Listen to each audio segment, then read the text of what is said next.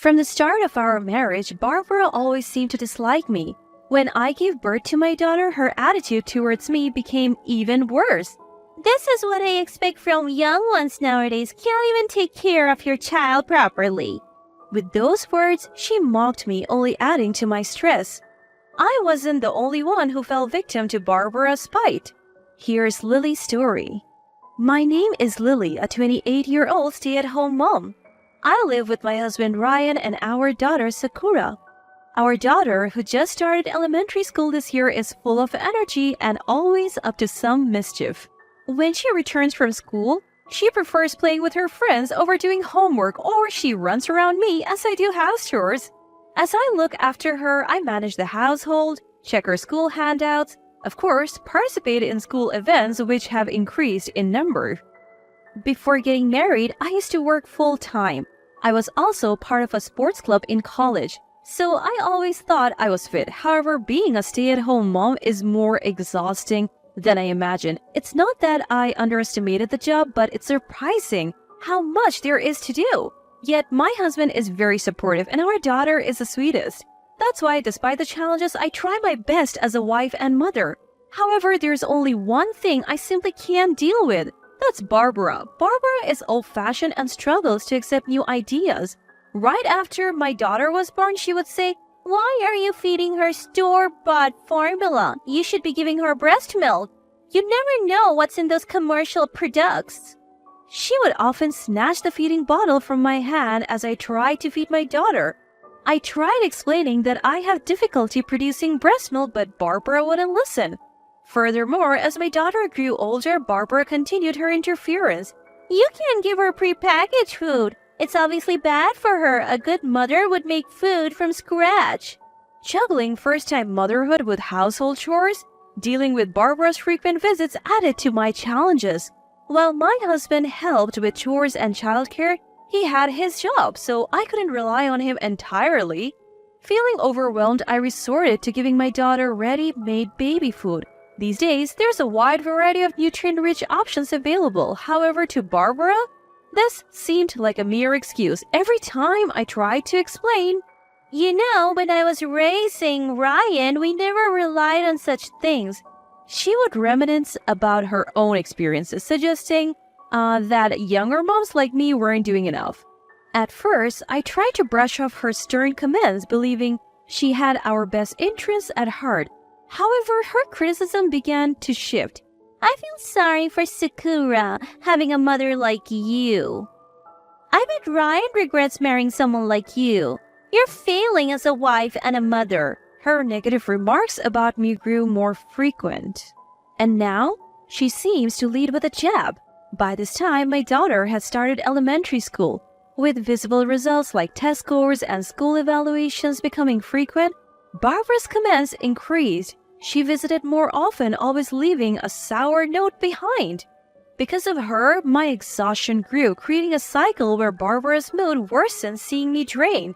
Frankly, if she truly cared about us, I wish she would step back.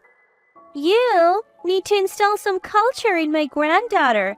Piano lessons and French classes, and maybe a tutoring program. My neighbor's granddaughter does all of that, you know." When she handed over a stack of pamphlets with these suggestions, I felt utterly overwhelmed. Barbara probably didn't realize she was being intrusive. I get that. But my daughter and I have our own pace. I wish she would stop using her granddaughter to show off. I felt too intimidated to confront her directly, so I asked my husband to talk to her. However, that backfired with Barbara snapping, "It's nasty to talk behind someone's back." If I had spoken directly, she would have been upset anyway. It's like there's no pleasing her. My husband seemed frustrated too. "I've talked to her several times, but every time she ends up blaming you, Lily. I'm really sorry." He looked utterly defeated. Maybe Barbara was just worried about us in her own way, but her actions were causing more harm than good. Given Barbara's age, changing her mindset now seemed unlikely. My daughter already seemed annoyed by Barbara's meddling, and I hope as she got older, any direct commands would make her reflect. For now, pushing the issue seemed pointless. If she wouldn't listen to us, all we could do was try to forget. I decided to ignore Barbara's comments as much as possible and gently rebuke her when she became too intrusive. Then one day, while doing housework and watching my daughter study, my phone rang. The person on the other end was a classmate from school and we were in the same club. Even after growing up, we stayed close. After having kids, our meetings reduced, but we kept in touch regularly. The call was about my upcoming birthday. Apparently, they're planning a trip to celebrate it. They're gathering our old club friends and suggesting a trip to a hot spring. I never expected an invite like this at my age, and lately, I have been exhausted not just because of my daughter, but also due to Barbara. I was genuinely happy about the invitation, but being a mother of a young child, it's not that simple to leave home. Traveling with friends sounds fun, and I would love to go, but if I do, it would be a lot to ask of my husband. Maybe it would have been different if my daughter were a little older, but I'll have to pass this time. But then, a trip? Why don't you go? Surprisingly, when I casually mentioned it to my husband, he immediately agreed. Really? Are you sure? You'll need to be back before Sakura returns from school, right? My daughter is still in first grade, so she finishes school early. Considering when my husband gets off work, he would need to come home early. Of course, leaving our daughter home alone is out of the question. It's not like the trip will be several days, right? I can make it work. You've been tired lately, Lily. Just enjoy your birthday and don't worry about us. I wondered if he was thinking of relying on Barbara. But he said, if it comes to that, I'll take a day off. I'm a bit hesitant to leave Sakura alone. He seemed to feel the same way I did. Feeling reassured by his words, I decided to go along with the plan. But I didn't want him to struggle for several days, so I opted for a day trip. He told me not to worry about it, but it was my concern. Even if I went on a multi-day trip, I wouldn't be able to relax thinking about home. Plus, our daughter is all set to celebrate my birthday. She thinks I don't know, but I have seen her secretly drawing my portrait in her room. I didn't want to disappoint her as a mother, so I feel good about choosing a day trip. While discussing my birthday plans with my husband, he asked, "Oh, by the way, did Mom contact you?" Caught off guard by the sudden topic change, I told him no. Puzzled, I asked him why. Well, I spoke to her without telling Lily. She's been wearing you out, hasn't she? So I confronted her a bit. To my surprise, Barbara expressed regret for her past behavior. She even said she would bring a gift for my birthday as an apology. I was shocked, both my husband's behind-the-scene efforts and Barbara's response. I get why you're surprised, but she did seem genuinely remorseful. I'm not saying you have to forgive her, but maybe it's worth seeing how she's changed. My husband was still skeptical, especially about the part where Barbara showed remorse, but he probably sensed a change when he directly witnessed her attitude. He added, maybe it's worth reconsidering, at least. I felt conflicted hearing this from him. After marrying him, I have always been on the receiving end of Barbara's snarky comments. Since our daughter was born, the jabs only got worse, happening almost daily now. So hearing that she's suddenly remorseful, it's hard to believe. I candidly told my husband this, and he replied, I get it. I still find it hard to believe myself. You don't need to go out of your way to make up with Barbara just because she apologized. He reassured me. With his words in mind, I felt a tad more open to Barbara's apology. Barbara planned to bring a birthday gift on the actual day, but I had a day trip planned. So I decided my husband would receive the gift and I would talk to Barbara another time. On my birthday, I left in the morning with friends for our trip.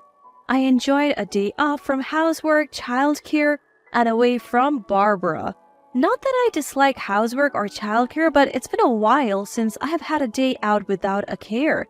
By afternoon, I felt truly relaxed and rejuvenated. Then I got a text. Lily, are you back home yet? I have placed a cake in the fridge. How was it? Have you already eaten it? It was from Barbara. She was texting rapidly, one message after another. It was unusual for Barbara to text me, and she never texted this frantically. Taken aback, I replied, sorry, I haven't had it yet. I'm still out and about. I waited for her response when suddenly another message popped in. I thought it was too quick, but it wasn't from Barbara, it was from my husband. Apparently, our daughter couldn't resist and had a slice of my cake. From the photo he sent, it was a pretty big cake, so it wasn't a big deal if our daughter had a piece now. I couldn't help but smile at the picture of our daughter with cream on her face. It looks like Sakura got to the cake first. She's got cream all over her mouth, but seems to be enjoying it, thank you. I added that and texted Barbara. Suddenly, my phone rang. It was Barbara. Maybe texting was getting tedious for her? I picked up the phone and she exclaimed, "Is it true? Sakura ate the cake? Why didn't you stop her?" Barbara is clearly flustered. I can't understand why Barbara is so panicked, so I asked, what do you mean? But Barbara only mumbled, "Well, it's..." As I'm getting frustrated with her, another text from my husband comes in. Thinking about how hectic it's been, I read the message. "Sakura has collapsed. Taking her to the hospital now. Come home quick." I am shocked and can barely process what's happening. But if our daughter has really fainted, it's serious. I quickly explain to Barbara and hang up the phone. Before I end the call, I hear Barbara's voice trail off with, "Oh my." But right now, I don't have the luxury to comfort her. I explain the situation to my friends just like I did with Barbara and head straight to the hospital. Once there, I see my daughter in a hospital bed receiving an IV drip. I rush to my husband, who's holding our daughter's hand, to find out what happened. I really don't know either.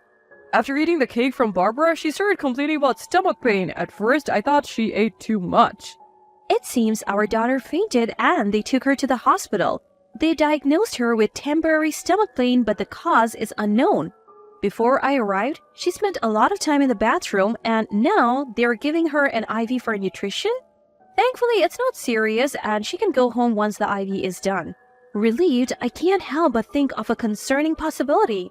I discuss it with my husband, deciding to address it after our daughter's treatment, and for now, we stay by her side. About an hour passes, and after her treatment, we visit Barbara's house. We brought our daughter, who's just been sick, but given the nature of our discussion, we let her rest in another room. Facing a nervous Barbara, we began our conversation. "Barbara, as I mentioned earlier, Sakura fainted and we had to take her to the hospital." I try to start the conversation calmly. Barbara shrinks back at my tone, but I'm in no mood to be gentle.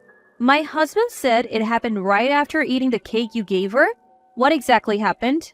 Considering my daughter complained of stomach pain after eating the cake from Barbara, and Barbara's reaction when I told her I suspect Barbara might have done something to the cake. When I share my suspicion with my husband, he says he thought the same.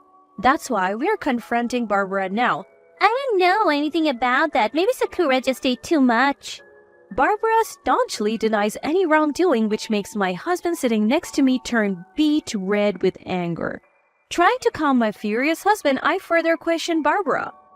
"If you really don't know, then why were you so shaken up earlier? You didn't answer me when I asked before, did you? And wasn't it odd that you called in such a panic in the first place?" In reality, all I shared at the time was that my daughter ate the cake. If there was truly nothing to hide, there would be no need to rush and call like that. Barbara must have realized this too. It was clear from her darting eyes and excuses, she blurted out, "I just wanted Lily to have the best piece. I haven't hidden anything." All she could muster were pitiful excuses. My husband was the one who ran out of patience with Barbara. I'll be clear. If I can't figure out what's going on, I'm going to the police. I kept some of that cake Mom gave us. I'll have it tested. Barbara, who had been piling on excuses, was suddenly at a loss for words. She probably never expected him to go that far. "But I told you it's because of Sakura's overeating. Why do you have to take it this far?"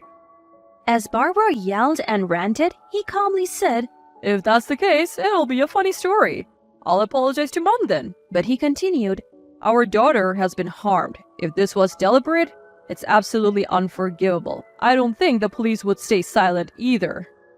With that, he glared at Barbara. Barbara looked petrified, her face pale as a ghost. To be honest, we're not sure how the police consultation would turn out. There's a chance they might not offer the outcome we are hoping for, but what mattered at the moment wasn't the outcome, but imagining what could happen to Barbara. It would be best if Barbara came clean, and we were determined to press her for answers no matter how long it took. With that determination, we stared at Barbara for several minutes. Breaking the tense silence that followed my husband's words was Barbara herself. I never intended for Sakura to eat it. I just thought it would be fun if it troubled Lily a bit by adding laxatives. I never meant to hurt Sakura like this. Cornered with no excuse left and all escape routes blocked by my husband's firm stance, Barbara realized her mistake. She emphasized that she never intended to harm our daughter and pleaded for forgiveness. But no matter her intentions, our daughter ended up in the hospital. There was no way we were going to forgive Barbara. We're family bound by blood, so I'll spare you from the police this time. But we are cutting ties, and if you ever cross our paths again, there will be no mercy. With those final words to Barbara, my husband headed to the room where our daughter was sleeping. I locked eyes with Barbara as she reached out to my husband. I know you cared about Sakura, Barbara. I also realized the harassment was targeted at me. But now that Sakura got hurt, none of that matters anymore. You have no right to call yourself Sakura's grandmother. We left the house after I told Barbara this, while she watched my husband cradling our daughter. We never went to the police about Barbara, but we decided to cut ties with her. I thought she might do something about it, but she never did. I have heard she's now devastated and has been shutting herself in at home. She had always cherished her son and granddaughter. It must have deeply hurt her to be separated from them. However, this entire situation was caused by Barbara's actions. I can't muster any sympathy for her. Afterward, our daughter recovered fully and is now happily attending school. Since that day, she has been in perfect health with no issues. Sometimes her lively nature can be a handful, but seeing her healthy, happy, and enjoying life is the greatest joy.